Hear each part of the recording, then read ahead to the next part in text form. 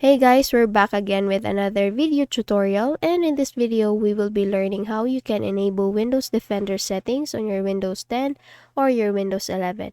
Okay, so let's dive into the process. Quickly make a search for Windows Security on your Windows Search tab, and here we will make sure that for the virus and threat protection, account protection, and firewall and network protection, we see green check marks here.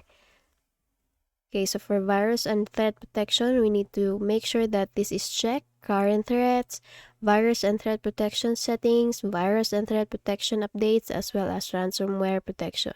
So in cases that you don't see any green check marks here, please just adjust the settings for each of the options.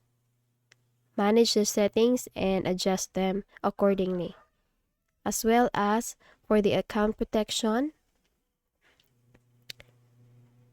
so if you want to sign in your account, you can do such, but just make sure that for the settings, you manage the settings accordingly, that you can see green marks for Microsoft account, Windows Hello, and Dynamic Lock. Same goes with firewall and network protection. Okay, so for the firewalls for domain, private, and public networks should be active. It should be always on.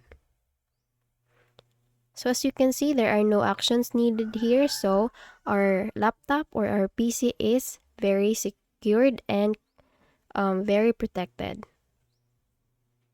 Okay, so those are the things you need to do. And if this video helped you, please don't forget to give this a thumbs up and subscribe to our channel. Thank you for watching this video and see you on the next one.